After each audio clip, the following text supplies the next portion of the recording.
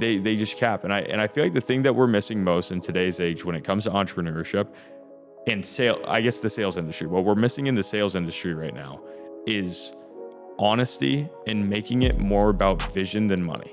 Yeah. What is your vision? How noble is your vision? And if you took the money away, would you still go chase it? Yeah.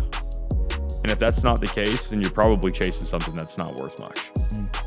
Because money at the end of the day comes and goes, but the lasting impact that you have is based off of the vision that you create and the execution the actionable steps that you follow to go get that. If you post a terrible ad in Times Square in New York and nobody ever buys from it, you got a lot of eyes, dude. You got a lot of views, but it didn't get you anything. You're not marketing. You're just putting paint on a wall and having people look at it. After getting a text, I checked my text. It says, yo, the building's on fire. What? I just sent this like crazy text to the guys 2 days before about like, if you play with fireworks, I'm going to freaking fire you. Yeah. Like no fireworks. Kid texts me, building's on fire.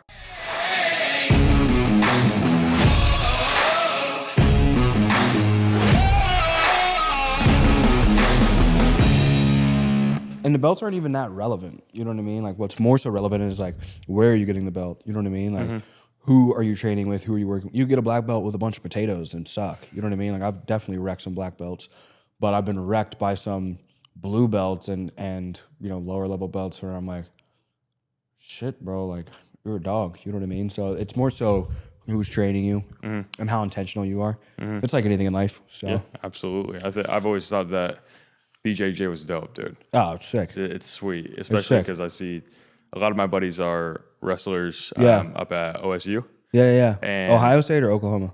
Oklahoma. Okay. Oklahoma State. And there was this one little dude versus their heavyweight. Yeah. And I didn't understand what they were talking about at the time, but he was like, are we allowed to roll or no? Yeah. And he's like, yeah, I'll let you. Dude, Yeah. the little dude just tapped him out so fast. And it was like with an ankle lock or something. Yeah, ankle locks. It was crazy. It was like he had his ankle in a weird position and then just a straight ankle lock. tapped like immediately. Yeah, that hurts. Dude, that wrestling doesn't stand a chance. Yeah, no, not at all. Against Brazilians. I'll show you an ankle lock if you want. No, I'm good. They're fun. Dude, I'm so solid. Yeah, they're fun, bro. You start doing them on whoever you want. But I'm excited, man. Take the gum out. Set it here on Darth Vader. Get someone's attention. Visual attention. Are we rocking? Yeah, we're rolling. Oh, cool. This is perfect then. I'm glad. Go. Yeah, we're already rolling. So we'll jump into another episode of Adversity Kings. Doing a couple today, guys. So Bryson planned it out perfectly because I feel pretty energetic right now. I had a little bit of caffeine prior to this too. So made sure not to come in last. Didn't want you to be burned out, but I wanted you to be warmed up. So I was like, dude, you let's definitely got slide. the warmed up. We're too deep and another one to go after this. And I feel good. I had this weird honey caffeine thing. I don't know. It was good. Organic. But we'll jump right in. So it's cool because I talked to a guy this morning that worked with a company called Solar Pros. Yeah. You familiar with them? Very. Okay, We've cool. actually been, previous to this news that just came out, dude, we were working out a deal Yeah? to do their social media stuff for a couple of their guys. Okay, sick. Because, this is a bigger dude. His name's Garrett. He's in the inner circle with me with Eric Spofford. So that's my mentor down here. And he was talking about installers, the Freedom Forever. You familiar with them? Yeah, I am. Yeah? He said they're a pretty decent installer. I know nothing about solar. People are going, from what I understand, and I only have a certain grasp on this, but from what I understand, guys are moving away from the middleman sales companies and apparently going straight to the installers. Yeah. So I'm not sure how that works. I mean, it makes sense. That's what people try to, like in insurance, the only way you can do what I recently done is a combination of results and relationships. Yep. So like an installer in insurance, a carrier won't let you go direct without results and relationships. Mm-hmm. And it's definitely a combination of both because there's people with more results than me but didn't have the relationships. They weren't able to set up, what I've been able to set up. But you own essentially that book of business. So there's more ownership, more opportunity, more money to be made. But if anyone ever wants to buy it out, you actually have control of it selling. Yeah, correct. Which that's the one thing that I have come to understand about some guys is it's like any big company can sell you on an equity play or an equity pool or whatever it is. But at the end of the day, like if you don't have full ownership of that thing, you don't get to pick when it sells. Yeah. Like they're not going to you for the underwriting process. Yeah. Then you don't really have as much control as you think you do. Not at all. You know what I mean? So before I jump into some of these questions we have prepared, I'm really curious. So are you out of solar? Do you just consult in it? No, so I've never done solar in my life. What'd you do? Oh, you did Pest control. Okay. Yeah, fumigación, man. What is it? Pest control. What'd you say after that? Fumigación, fumigar. What is that? It's like a French word? Cucarachas, arañas, purgas. What is that? Dude, I learned how to only speak, and it's probably bad. Anyone watching this that speaks Spanish is probably like, dude, this guy's pronunciation is terrible. But I learned how to speak a little bit of Spanish by knocking so many doors in Jacksonville, Florida, of people that didn't speak any English. Oh, like wow. Zero. And I feel like some of the Hispanic people, they got so annoyed by us going door to door that they, even if they did speak English, they would pretend that they don't. They'd be like, no hablo inglés. And I'd be like, ¿Es tu casa? Yeah. Every time, bro. White boy, blonde hair, their eyes go. Yeah. Like, what is this guy doing on my doorstep? Yeah. I probably sold 40-ish people my rookie year in Spanish. I don't know if they knew what I was saying. I don't know if I knew what they were saying, but they always seemed happy. So did you go like straight into pest control out of high school? Straight into it, dude. No, so I played football. I went to a JUCO, blew out my shoulder before I could go D1. It was looking good though. I mean, the JUCO that I went to was awesome. Yeah. Iowa Western. Have you ever heard of that? There's a lot of dudes in the insurance space, the door-to-door space. It's funny. Some of the most successful people that I've found in the entrepreneurship space have came out of that school. Wow. That school has created the most NFL athletes, the most people to go pro in every single sport. And it also, what I'm finding, creates the most entrepreneurs because it's a struggle, dude. Yeah. Like JUCO guys, if you are a sales manager or recruiter, do not sleep on JUCO guys because they know what it's like to have to do it the hard way, the ugly way, the way that nobody wants to. Like they figure it out. And I popped out of that JUCO the second that I blew out my shoulder. I got my third concussion. I was ineligible to continue to play football because I had 3 on record. And if you know anything about football, 3 on record might be a couple more. Yeah. And went into the parents' basement, read Rich Dad Poor Dad. Yeah. I swear, you read Rich Dad Poor Dad for the first time, you think you're already a millionaire. Yeah. Then you find out that this is not as easy as it looks. I read that book, went to a Thanksgiving with all the family, had a bunch. I was telling people like I want to drop out and go pursue entrepreneurship. And I feel like if they had given me a positive response, I don't even know if I would have gone as hard as I did. Yeah. But I just remember that Thanksgiving being like the turning point. I drove out to Missouri where all my family is, like 4.5 hours. And when I broke it to them, I thought they were going to be excited for me. Yeah. And that was like my first time seeing people that I loved and cared about telling me that I was making the wrong decision. Because like, I guess the Hope Core motivational stuff on TikTok and Instagram wasn't really popping yet when that happened. So that really drove me, dude. And I started deep diving into the wholesaling real estate. That's just the first get rich quick scheme, I guess, that I thought I could figure out just from YouTube University. It's like the easiest one to pop up. Yeah. Got into that, sucked, didn't do any deals whatsoever. And it's because I had no salesmanship. Now that I look back at it, that's the sole reason. But my sister brought this opportunity. She was talking about these guys in Utah because she'd lived out there for a while that go out to different states during the summer and sell pest control and make $100,000. Yeah. And I was like, shoot, they speak English? Me too. Sign me up. Like, I'll go do it. Yeah. And dude, that's a wrap. Like how old were you? 20, 21? I was 20. 20? Yeah. And made how much your first year? My first, I guess, summer, not year. Yeah. They only go by the summers. I made $187,000, but if you were to count like all the bonuses and stuff, I'm a little over 200. Yeah. And that's only for 4 months? I did it in, I guess, 5.5. I went a little bit longer. So why do you only do a summer? Why can't you just go to a warm place and sell year round? One is, I mean, even in Florida, like bugs aren't going to be nearly as bad in the colder months and the weird weather months. Whereas like this time, I mean, you go outside right now, it's miserable. So it's mainly bugs. You don't tell people like, hey, we got this raccoon spray. No, we can't do raccoons. Yeah. At least at any company I've been at. That's you have to call wildlife. No for that. chipmunks. Yeah, a lot of them, ag department, a lot of stuff's protected, dude. Okay. I can't kill everything. Yeah. Okay. Okay. So you crush it your first summer, and how many summers or years did you do pest before? Like where are you at now? I'm like sometimes like you do really good at blending. So like I'm like. Yep.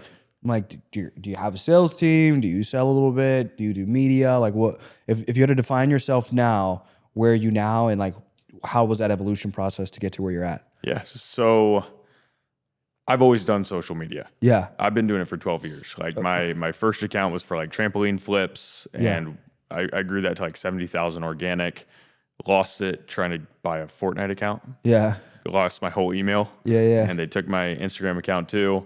Second time I got into social media was actually when I was in that JUCO phase. Yeah. I found the narration style videos, and I told my story of high school football, how like coach's son was above me, and then I went first team all state and beat him out, whatever. That blew up, like 187,000 followers in like a month. And then blew out my shoulder. And I realized, cornering yourself into a brand can put you in a tight spot if that brand is something like football, for example, or cornering yourself into a niche. Super niche. Yep. And it was super niche, and I cornered myself into it. And then when I blew out my shoulder, I mean, you only have so many clips before you run out and nobody wants to watch your stuff anymore. Yeah. Shoes were popping off at the time, and I was really into shoes. Yeah. So I just started posting about shoes. Yeah. What was your favorite pair? I would say the Off-White 4s. Hard. Off-White 4s are so tough. Yeah. But they only come in women's sizes. So you have to get I have to get a 12.5. Yeah. Yeah. You know what my favorite pair was? I had the 10s that were like self-lacing. The 10s? I think they were 10s. Are you talking about like the Back to the Future shoes? I just remember I had these Jordans that I had to set on an actual charging pad, and they self-laced. I paid like $1,200 for them. Okay. I'm trying to think of what those were. I'm thinking about the Back to the Future shoes, dude. Like the Marty McFly's. Those were like, I couldn't find anything less than 20 like, yeah, I was going to say, I was going to pay 20 grand for crazy. those. So like I bought these and they were like a band. Yeah. Well, And it sucked because like one would be charged sometimes and the other wouldn't. So it would just be all loose. And I was like, I'm getting rid of these. no, I mean, what was weird is, I guess this isn't really weird. I'm still like this to this day.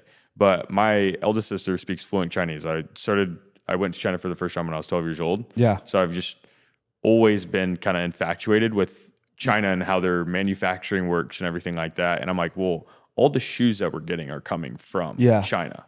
What's the difference between the Nike factory in China and the ones who are just making these Fugazi shoes? Yeah. Right. And I started really deep diving into that. Dude, I went down a rabbit hole. I mean, when you're slinged up, your shoulder's blown, you're in the basement, you're probably off of freaking... Bro, I'm so curious before you keep going. Where'd the Chinese connection come from? How'd your sister become fluent? Did she go to like a... Dude, she just wanted to go to school for it. And then she went to on China? Yeah, she lived it. Well, she went to school for it first. Then she lived in China for 2 years. Isn't there like 1,000 different dialects of like Chinese languages? Like what does she know? Like just standard Mandarin or something? Yeah, Mandarin Chinese. Yeah. Traditional Mandarin Chinese, but she just moved out there, and then she went on where she got really good. So is Konnichiwa, is that Chinese? No. Is that racist? Dude, honestly, if racist. it bothers you, you should probably get a job. Yeah. But she went out, and she actually went on a religious mission for 2 years because a lot of my family is Mormon. I was gonna ask because like you gave me like a little Mormon vibe, dude. But at the same time, not in regard to like the culty Mormon, or not like no disrespect if your family watches this. Just how I look, I'm blonde. Yeah, there's like a stereotype. I'm like Midwest blonde guy. Yep. You know what I mean? Like you go to Utah. I'm pretty copy and paste. I was gonna say you give me that Utah boy. Like Yep. I have no tattoos. That's what really sells this. Me not having any tattoos. And is it like, so are you pretty? No, I'm totally getting a full sleeve. Okay, I was gonna say you give me the vibe you would get a tattoo, but I didn't know. Yeah, no, but I made a deal with my mom. I won't even get into that until I was 25. I'd wait just so my brain could be fully developed. Before I get a tattoo, so I didn't regret it. But yeah, my sister went on a religious mission for 2 years, and when you're knocking on doors selling Jesus door to door in a language that you might be good at or think you're good at, she went to Taiwan. She loved it. She killed it. She became super fluent.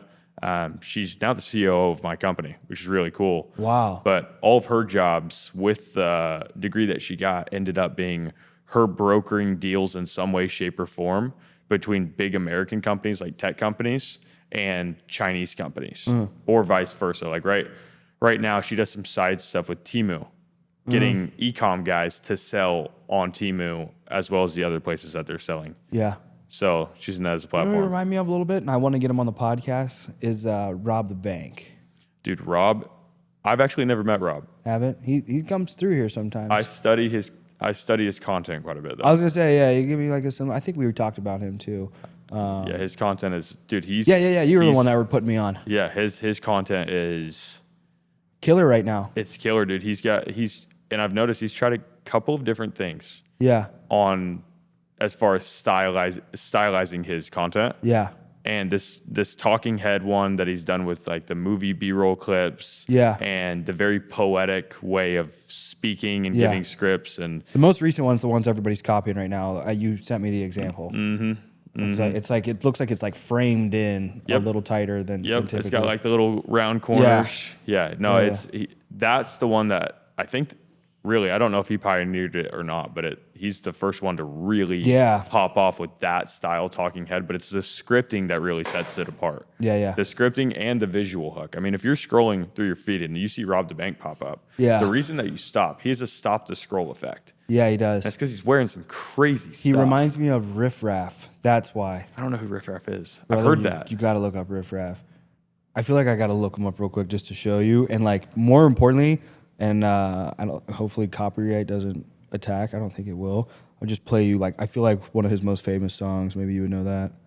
Riff Raff. Yeah, let me see here. Like this, I think this one's like he's got like pictures of himself too on here. But like that's kind of like this is like a graphic, but that's like how he dresses. Like he'll dye his hair pink. I see what you're talking about. He'll do bandanas. He'll dye his what's it called? His like dogs. He'll have huskies, and he'll dye the huskies. Oh my God, this is his most favorite. Tell me that doesn't look like Rob the Bank. A little bit. That's Riff Raff. I mean, he's just doing what he wants. Have you never heard this song? I don't think I have. My boy has. Tiptoeing my Jordans, bro. You already know. I'm actually adding this to my play. This reminds me of my childhood. I've never heard that before. Let me not get too far off track. I got this ADD going right now. I get so curious. I read the questions. You're the first person that's ever curated questions that are primed, studied, analyzed, which goes to show why you're so successful because of how intentional you are. But it made me feel good because I already asked questions like this, and I was like, you know what, I do pretty good. You're on track. I'm on track, but I like it. I'm going to go through some of these for the ones that I miss. But I'm a big pain targeter, and it corresponds with Adversity Kings. But people don't really care as much about like the flash.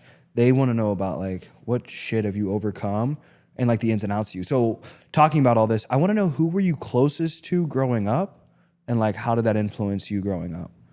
Dude, my mom, 100%. Your mom? Yeah. Still? Yeah. Now with you being in the tight Mormon type of household, did you So butt my dad heads? wasn't Mormon. He wasn't? No, and that caused some turmoil in the house. So he was very Southern Christian. Yeah. Cool. Southern Christian, definitely, and that definitely created kind of a split. He's actually converted into being a Mormon since they got divorced. They got divorced, when I was my second summer. That was tough because I'm the baby, and I've got two older sisters.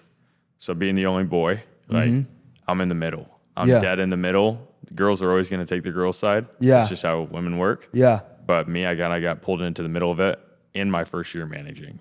But me and my mom, dude, we were really close. Like my dad, but I'll give it to my dad. Like he worked so hard.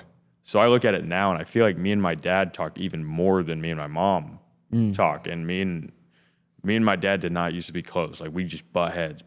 Over what? Just over the little things? Dude, I don't know. I mean, he's more corporate? Not more corporate. He's a farmer. Oh, okay. He's a farmer. He's a blue collar hard worker. Yes. He expects things to be done a certain way. Yeah. And if they're not done that certain way, if you're thinking outside of the box, that's not going to work for him. Yeah. And he's got the lungs to let you know. Yeah. But I look back now and I'm like, dude, like I cannot be more appreciative for my dad being hard on me. Yeah. I could not. Yeah. Because I could not have gone through some of the stuff that I've had to go through in business if I didn't already have a thick skin. Like when I got into door-to-door, bro, like most guys get into door-to-door and it's like hard. Yeah, they go get through broken. mental challenges. Dude, I wasn't dealing with mental challenges until 3.5 months in because I was already beating every rookie by 2x. Yeah. And I wanted to beat the best guy in the company. Yeah, and yeah. that's what was putting me through the mental challenges. Like I thought door-to-door was honestly easy because I was just so used to rejection. I was so used to getting told no. And that's like how farmers are, I guess. 1,000%, bro. Yeah, I grew up in Arkansas, grew up on like a little bit of a farm, not like a crop farm, but we had horses, potbelly pigs, That's sick. chickens. But it was always like cleaning horse stalls and go outside dude. and work. Anything livestock is Hard. brutal. Yeah, you're just sweating, getting kicked, getting hit. You're bit. year round. beat up. Us crop guys, dude, we're seasonal. Me and my cousins used to play like dodgeball, but with rocks or What? yeah, or and I was young when we did. I remember we throw Playing rocks dodgeball with rocks. with rocks, or Holy we crap. had the little Red Ryder or something BB gun, the pump BB gun. Dude. I swear to God, we would just Those things shoot at hurt each other. so bad. Yeah, bro. And I just figured I was like, but like when you like grow up kind of like in the country and South, like it's a lot rougher than like the city guys. Like, let's play Minecraft. Like, let's throw a rock at you, bro.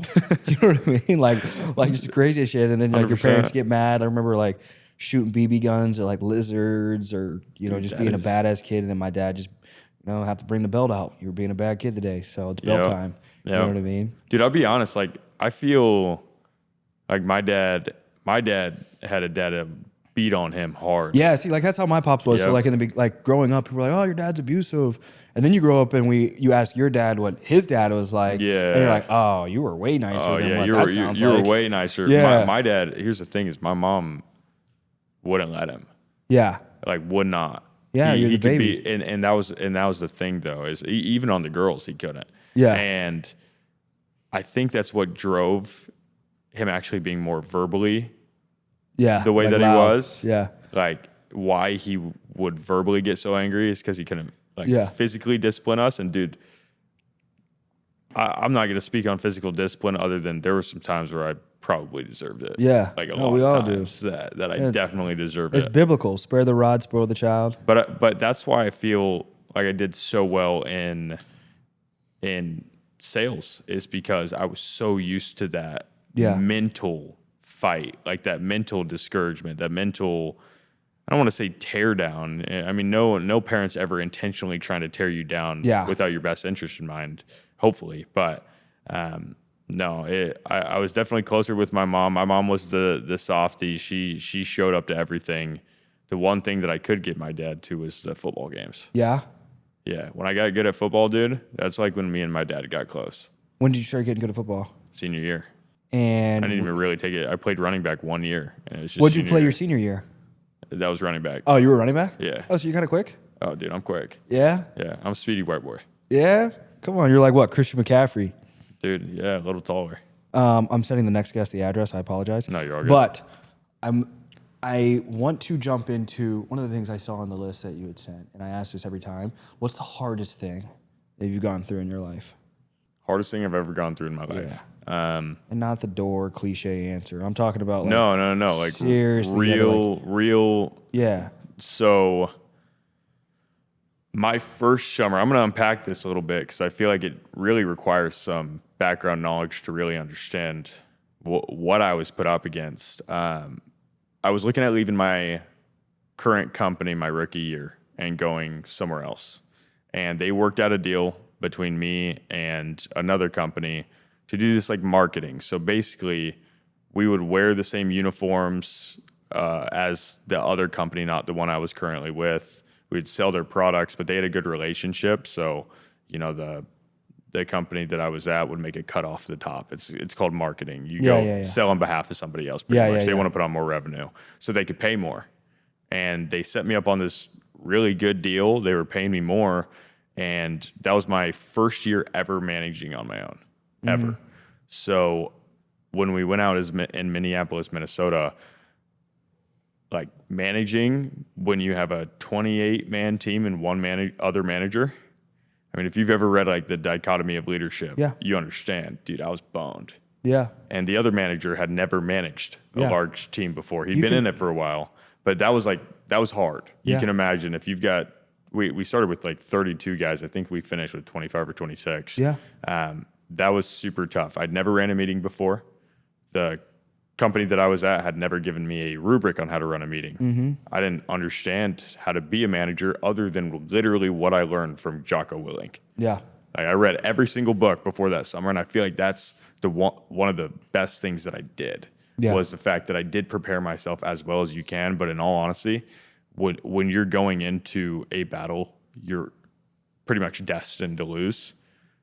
It's only how long does it take before you do. Yeah. And I needed to lose that battle, dude. But what happened was let me think. We were selling so good, dude. I mean, we were knocking lights out. First month, we were doing numbers nobody expected to be possible. Nobody expected me to be able to get the success out of the guys that we were getting. I was selling the best that I'd ever sold by 2x. Like, we were freaking killing it. And everyone was just blown out of the water. And I remember the day that I got brought in. My sister was out there at the time, but I hired my brother-in-law to like set up all the housing for all the guys and to literally help us make a moving sales team of 36 young dudes that do stupid stuff and destroy housing. So we set it up, and my sister sat me down and she broke the news that like my parents were getting divorced. And then that was tough on me, dude, because you know, growing up, like when it happens a little later, it's weird. Yeah, because it happened to me when I'm like 7. You know what I mean? It's so you don't know what's going on. But you were what, 21? I was 21. So when it happened when I'm 21, and then like my mom was the one who initiated it, so I got to see like that farmer dad, like break down into a man who didn't know. That hits different. Yeah, dude. When you're a man and you see, like I remember when you see your idol, bro, pretty much just like gets crushed. Yeah. It's like watching Superman die. Yeah, bro. That hurts because I'm thinking about my dad when he went to jail, and I was 10, and I remember when like you know these old Southern boys, they don't cry. Yeah. And so when you see the dude cry, dude, it like hurts my soul right now thinking about it, bro. It did, and I was the only one that the dude could call. Yeah. But you got to realize that I'm still running a large. I'm over leveraged. Like I'm over leveraged on my sales team already. Yeah. Still my first year managing. Yeah. And that just halted my sales hard, dude. Like my numbers dropped significantly. And I still had full faith and full belief. Like I was still going to make it happen. I was still going to get it done. This was going to be hard. This is just a small part of a season where I'm going to have to tough it out. Actually, I forgot to mention one thing is, and this goes back to the power of the mind and the power of God in your life. I mean, no matter what you believe in, I'm not big on being the preachy guy and putting it out in front of your face. Like, believe in what you want to believe. But at the end of the day, I sat on my knees a week before that and asked God to humble me because I felt like everything was going too good. Yeah. It's a weird thing, stupid thing to do. Don't do that. Like, be careful with how you speak to the Lord because, I mean, he'll give you what you want. Yeah, amen. But I asked the Lord to humble me because I was like, dude, I just won the biggest competition of the year. It's like whoever could sell the biggest week out of the veterans. I was way ahead of all my competition. Our team was way ahead of all the competition. We were just knocking out of the park. And I'm like, I felt like I was getting a big head almost. Yeah. And I was dumb enough to ask the Lord to humble me as if he wouldn't hit it hard. And that's literally a week after that my parents got divorced. I was dealing with that. And I remember the day, it was probably it was on July 5th. We went out to neighborhood. It was on a Saturday. We had a super good morning meeting. I mean, I had the guys fired up. I was fired up. Yeah. Like I love running morning meetings that get me fired up. That's how I know I got the boys going too. Yeah. And I'm driving out. We got out early. I had just dropped off one of the guys, and I get a FaceTime after getting a text. I check my text. It says, yo, the building's on fire. What? I just sent this like crazy text to the guys 2 days before about like, if you play with fireworks, I'm going to freaking fire you. Yeah. Like no fireworks. Kid texts me, building's on fire. I'm like, all right, it's going to be like a microwave fire. It probably got some burns around. Yeah. It probably cost us like a couple grand. And then he FaceTimes me, and the building next to us, and this is like on Main Street in Minneapolis, right next to the school. They had lit off fireworks. They had went out, put it into a dumpster. And from what we understand, may or may not have been the cause, legal reasons, but 31 unit complex, multi-million-dollar complex is just lit up in flames. Like the whole entire thing is just on fire. Like there's 7 fire trucks. I've got videos of it. Like the entire street was shut down. Multiple people were taken out of their homes, and it was one of my reps. And I'm the manager, and I was liable. And that's when I remember getting that call. And like that was supposed to be the day. That was supposed to be like, I'm going to go drop a 10K day. I'm going to go throw down. I'm going to prove to my guys, like, I'm coming back. Like, I'm good. Yeah. I'm good. I can deal with anything. Divorce, no problem. I got it. Knock me out for 2 weeks, 3 weeks. I'm good. And that was like, holy shit. I'm probably not getting paid. I'm probably getting sued. I mean, come to find out, that guy's insured by State Farm. Like, State Farm is mean when they want money. And I just remember turning around, picking up Christian, just stone-faced. And it was like almost so overwhelming to even be mad or worried or stressed or anything. And I just kept saying to the guys, God's got a plan. Like, this is happening for a reason. I don't know what it is, but this is happening for a reason. And I'm going to be honest, that summer was the first time that I'd ever truly felt like I let people down. Because I was the guy that they needed until those things happened, and those things were big enough for me to get knocked over and knocked down at the time, to quit. If you know anything about me, I'm not a quitter. You can't get me to quit. Yeah, you give me that vibe. And the only reason that I can say that is because I bounced back. Yeah. Like we got crushed that summer, but I kept knocking. Like I kept managing. I kept showing up to the meetings. Like I didn't willow away.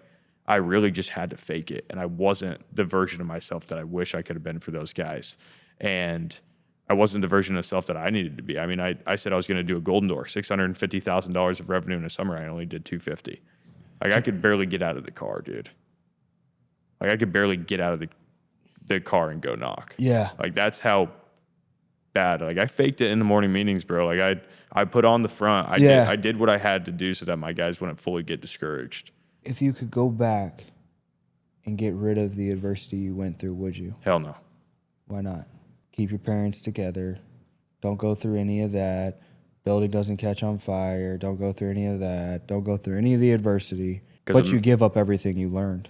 I mean, I'd frame it like this, dude. Imagine competing with the guy that went through that 10 toes down, chin up, chest out, and just ate that shit and kept going. Yeah, bro. And then bounced back the next summer and doubled everything that he did and did everything he said he was going to do the year before. I completely agree with you. Like, I needed it. Yeah. I needed it.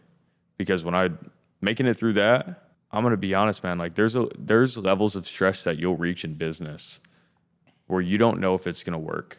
And you don't know if things are going to pan out how you wanted them to. You think that your work's going to be in vain, or you're going to let people down. Maybe even, dude, there's been situations just with brand operator. I was running such high payroll because I set things up wrong, and I didn't know if I was going to be able to make payroll, but I did. Yeah. But I did. I knew it was going to work out because stress, pressure, dude, it either crushes you or it creates diamonds. Yeah. Once a diamond's created, dude, there ain't nothing that's going to cut it. Yeah. And that was what really happened that year. Yeah, Blood Diamond. You ever seen the movie Blood Diamonds? I haven't. I've heard about it. Yeah, bro. That's what sales makes. Sales makes blood diamonds. Blood diamonds are different. It's like these red, rare diamonds out in like the African safari, whatever, Sahara Desert, and like they send out like these child soldiers, and you like they're blood diamonds. Thousands of people die to get these diamonds. Really? That's what sales is, bro. Thousands. You know how many people died, figuratively speaking, along the sales journey to get to where? How old are you now? 23. 23 years. So you speak as if like this shit was 10 years ago. Dude, it was. It feels like it though. Because It was. I always tell people that sales is like dog years. Yeah. When someone comes to you and you ask them, well, how long you been in pest control? If the guy that tells you 1 month versus 1 year, how drastic of a difference is that in comparison to, it's not just 11 months. What do you think when some guy tells you, I've been doing this for 1 year versus the guy that's like, I'm a killer. I just did this for a month. What do you think? I mean, first thing that comes to mind is I don't care how good you do in the first month because most likely you just started hot. Yeah. It's a honeymoon phase. You're in the honeymoon phase. Yeah, it's like when you start dating your girl. You know what I mean? It's the honeymoon phase. Everything's magnificent. I feel like there's certain learning curves that every single salesman is going to go through at one point or another.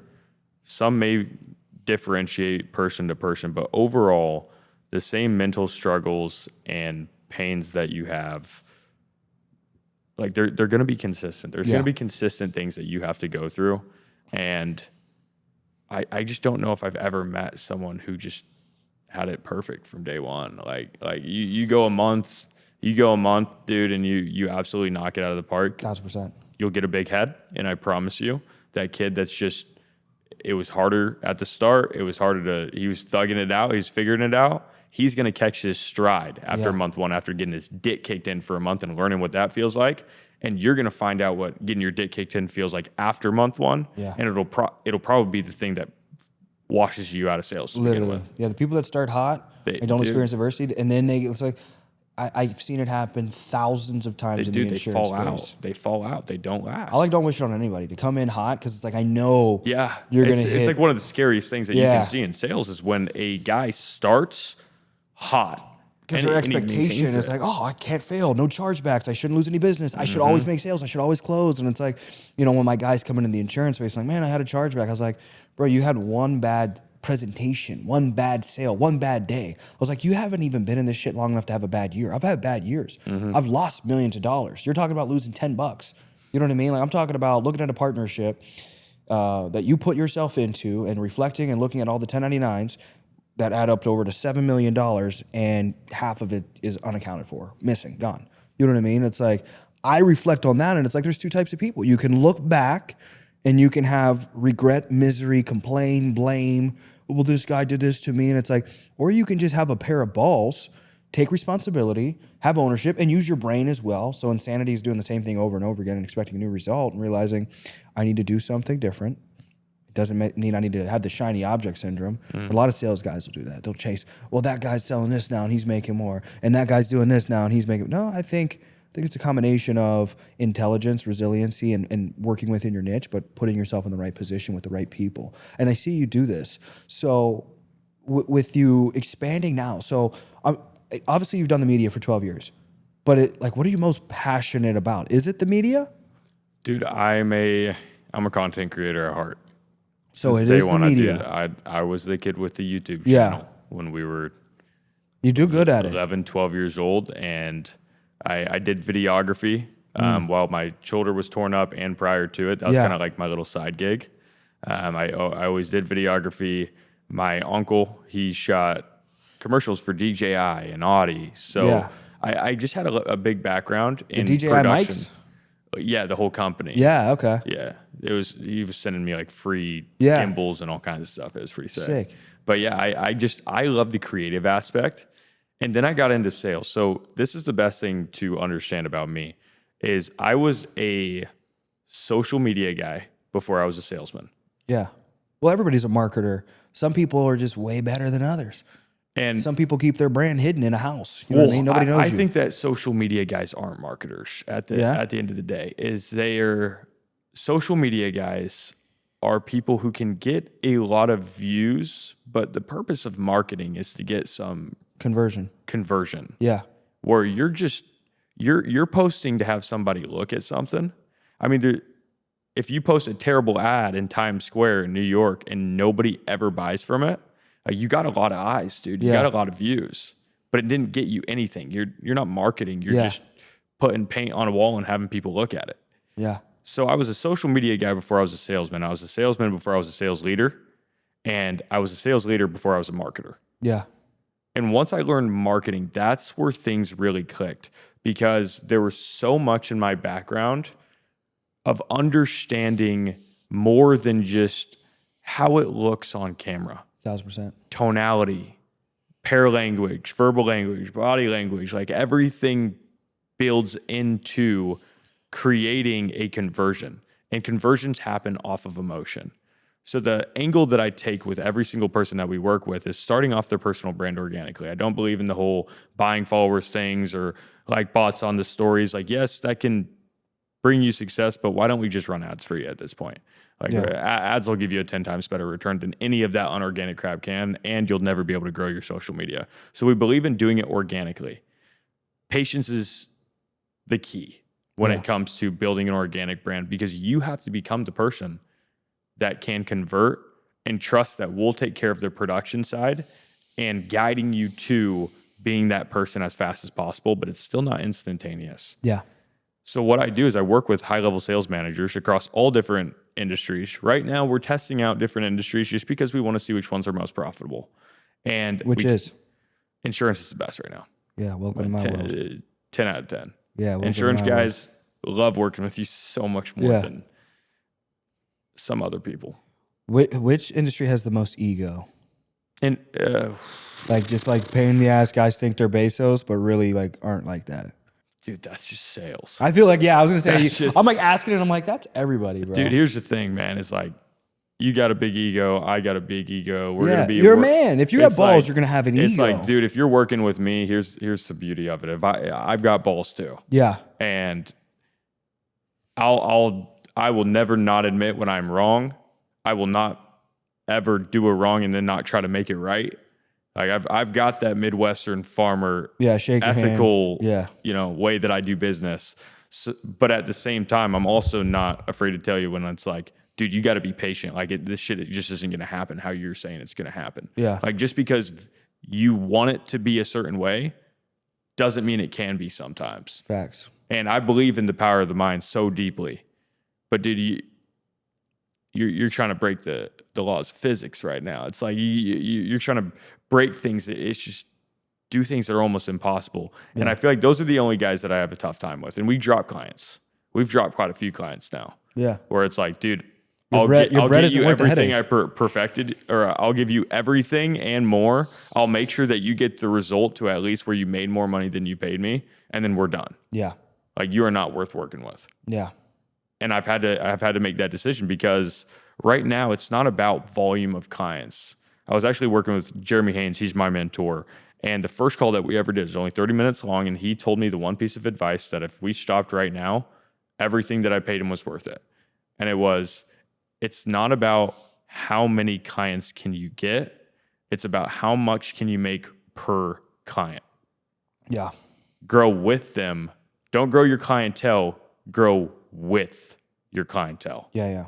And that's where we really... Yeah, quality acquisition. It's quality acquisition, but it's also a business model that can sustain it. Is how do I make you money that you wouldn't have made if I didn't come in? Correct. To where you'll give me a cut of it? Correct, yeah. Because it wouldn't have existed if I wasn't there. Yeah, 1,000%. And that's what we set up with the organic personal branding. We're super good at ads too. Our ad conversions are awesome, especially for veterans. We're good at getting veterans in the door. Yeah. And it's been sick, dude, working with different industries, learning more about different industries, seeing dude, you start working with the highest level of the guys and you're not someone they're trying to recruit. Yeah. You learn the bad and the good about these industries. 1,000%. And they'll tell you how it is because I have to know that in order to even identify if we'll work with you or not. Yeah. It's like, what do the numbers really look like? Not what you're marketing. Like, dude, this is going to be a business partnership. Yeah. Like, we got to underwrite these books. Yeah. What do they look like? Yeah. And dude, it's funny because sometimes guys just cap, man. Yeah, no, all the time. Like so, and I understand inflating up your numbers a little bit, but I'm talking about they just cap. And I feel like the thing that we're missing most in today's age when it comes to entrepreneurship and the sales industry, what we're missing in the sales industry right now is honesty and making it more about vision than money. Yeah. What is your vision? How noble is your vision? And if you took the money away, would you still go chase it? Yeah. And if that's not the case, then you're probably chasing something that's not worth much. Because money at the end of the day comes and goes, but the lasting impact that you have is based off of the vision that you create and the execution that the actionable steps that you follow to go get that. 1,000%. So what's your focus, for the rest of the year and going into next year? Is it just scaling $1 million a month through media? Yeah. Okay. $1 million a month. And what all specifically do you do for people in the media space? Like, so are you give recording me the content, or they got to record it? I don't record the content. Okay, so they got to record the content. No, I'm not your video. I'm not your video guy, dude. I've ran $10 million of sales teams. I'm not the video. Like I'm not any of those like individual. You have to have specialized people. Yeah. Right. And you have to have good specialized people. Yeah. Meaning how we run it in our business is we incentivize each individual section to be commission based. Like even Davi, anything that comes off of the YouTube, like he's getting a commission on, because that YouTube, that YouTube money wouldn't have came in. So within our business, just to understand how it runs internally, is I run my business that's set up with like a corporate structure. Yeah. But it's all performance based. But on a performance it's basis, capitalism. it's just how I've always done it. Yeah, you eat what you kill. Yes. And then when we bring clients in, client success is so much better, because when I'm getting somebody like you, Tristan, I mean, you're busy, dude. Yeah. You're not like you can show up here, everything's already taken care of. You're willing to pay for it because you don't have to set anything I up. set this shit up once for myself. It was like 20 grand, and it was a fraction of this. Yep. And I came down here, shot here, and I was like, it's a no-brainer. Yep. I shut my shit down. I brought my Sony A3, is it? You probably know cameras better than me. You guys know. I brought my nicer camera down with me. I left everything back in Chicago, moved to Miami, and just started utilizing the move. I was like, Shaq shoots here. They had Gary V shoot here. And I'm like, everybody shoots here. I'm able to turn this into a business now because of the quality of this. And I was like, exactly what you just said. Money loves speed, and I love convenience, and I love luxury. And that's literally the definition of my clientele. My clients run into one of three pain points. Number one is their quality of reps isn't where they want it to be. Number two is they want to build a personal brand, whether it's for recruiting or not, and they just don't know how. And number three is their quality reps might be good, might not be good. Their brand, they've tried it, maybe they haven't tried it. The only consistent is that none of them have the time. What would you say is your unique value proposition? The fact that nobody's had 25,000 leads come in through sales recruiting organically on social media. So your biggest unique value proposition is you are going to be able to organically generate recruits for the sales guys that. Well, I'll be able to teach them how to just plug and play the same system that I used. Yeah. It's like I. Do you provide any physical service, or it's just strategy? No, absolutely. We do physical service. So we come in, first thing that we have to do is get you a videographer. Yeah. Or get you a camera, a tripod, and yeah. send you an SOP on exactly how to set it up to where if you didn't know a single thing about shooting content, it'll still come out exactly how we need it. Yeah. We take that content and we push it into our editing team. So I have a full-time in-house editing team. I trained them all myself, editing managers. There's full dichotomy. They're absolutely awesome, and I'm pretty tough on them. From America or the Philippines? Philippines, and then I go do the top line revisions. Yeah. So nothing goes through the system without going through me. Yeah. And then I do coaching. So I run these guys 3 months. We do one-on-ones. You know, we set stipulations in the agreements and stuff. But in all honesty, because of the model that we set up, and I'll talk about the rest in a second, I don't really care how much I have to get on with the client. I don't care if it's more or less. Like, I'm just going to make sure that I'm getting the deliverables that I need to ensure that this works. Yeah. And we'll hold you to it. If you had to step away from your business for a week, a month, would it still operate? How would it operate as well? If I could get Joe, my VP, a couple more ad sets, yeah, 100%. And is he performance-based? Yeah, 100% performance-based. Are you building to sell? Yes. That's why we're doing different industries. Okay. Multiple income streams with different industries. It's like if one industry collapses, like solar's collapsing right now. Yeah. All of a sudden, we still have insurance. We still got pest control guys. We still got roofers. Yeah. I mean, and I'm not even knocking down. I don't have expertise in the, like Utah Mom like beauty product freaking pyramids that they have out there. Mary Kay? Or the MLMs or whatever. Like, but I'm not going to lie, dude. I wouldn't throw that out of the window any way, shape, or form. It's just like, that's not where I've specialized. I don't have expertise in. The reason that people work with me is because, one, there's nobody out here really even doing everything that we're doing. Because not only do I do all the social media stuff, I build out the entire back end. Yeah. Over 3 years, I had to have 25,000 leads come through a system, started with no system, then built a crappy system, then built a decent system, then got too many leads for that decent system and it became a crappy system again. Yeah. This entire time, I'm just collecting data on these guys. Yeah. The one thing that I did right from the beginning is I collected so much data. And then the system got better and better and better. And now I've gotten to the point where I've spent hundreds of thousands of dollars on mentorships to make this thing perfect. You know what I always ask people? You're so good at recruiting. Why not also build a sales team for yourself and collect an override? So I've got a sales team in Pest Control. Okay. Right now. I've actually Why not build a sales I have team? multiple. But you know insurance is the most profitable. You know, Build yourself an insurance team too. Have somebody lead it. Get yourself a small override. And this isn't me recruiting you. I could no, care of course. less. It's one of those things where the sales industry, I feel like nobody that's even made it to this point in the video if they're watching is a low-level guy. So I'm not afraid to say this. And we'll clip all this shit too. But the sales industry is mean. Yeah. The sales industry is mean. And there's certain contractual obligations that I'd have to make sure to have a sit-down talk and make sure that I wasn't stepping on any toes. Yeah. I don't think I'd break any contractual agreements with it being virtual, but it's more just the respect Correct. of the people that you work with. I believe in that a lot. And it's just respect of not a yourself. move. Yeah, it's just not a move that I would make without having certain conversations with people that have shown me respect and been very transparent with me. Yeah. To where I would want to make sure to see their point of view and make sure that I had my best interest in mind, but not do any damage to their best interest. Yeah. That's a perfect world, but there's a way to usually find that out if you've got the balls to go have the hard conversation. Yeah. And I just haven't had that hard conversation yet. And dude, yes, I could make more maybe potentially in doing it on my own, but it's like, dude, I give my clients reps, veterans all the time. Yeah. I poach, they use me as a mercenary sometimes, dude. Yeah.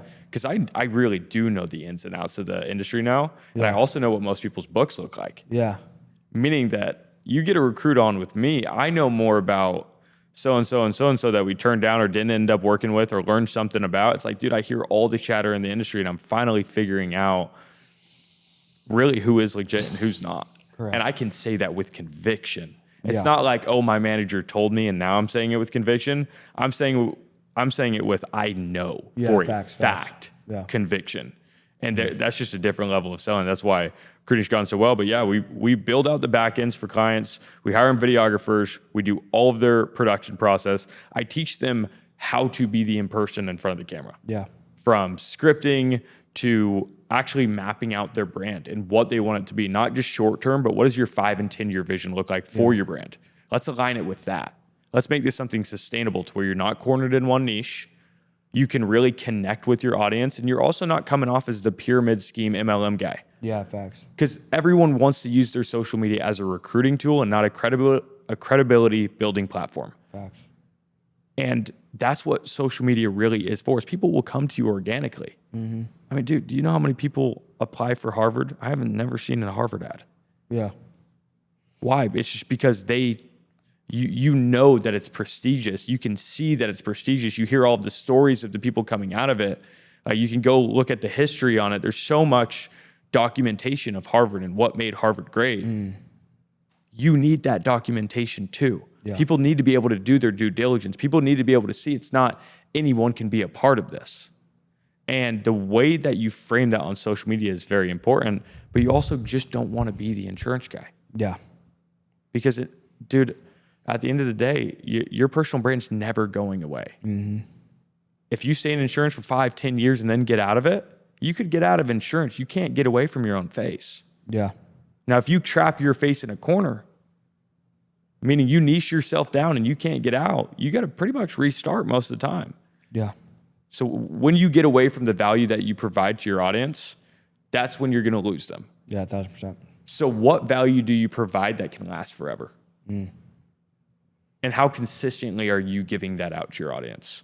Yeah. And once we figure out that part of their brand, build out their back end, get all their post-production done, get them a videographer, dude, it's pretty plug and play. Like our team is so on top of everything. We're getting proprietary software and AI built into our company to really increase that enterprise value, but also help the clients. Like they're our test dummies, dude. It's like, facts. Hey, I'll give you this for free. Just try it out for me. Yeah, facts. Let me know how it works. Yeah. And then we try it out. If it works, doesn't work, doesn't really matter because they're getting it for free. And most of the time they're just like stoked to try it out. Yeah. And I'm only doing it because if they can use it and it works, somebody else probably can too. Absolutely. Damn, bro. Well, this was fire. Hour in. Good rip. Good session. Anything else you want to add? Your mind isn't just more powerful than you think. It's the difference between a life of fulfillment and a life of despair. Yeah. Fire, bro. Where can people find you? They want to work with you. Bryson.Bowman online or BMO Business on YouTube. Let's go. Check me out or don't. Yeah. Me and my clients are making money either way. Let's go. All right, guys. Another episode of Adversity Kings. Make sure you like, share, subscribe. Have a blessed day. Peace. See ya.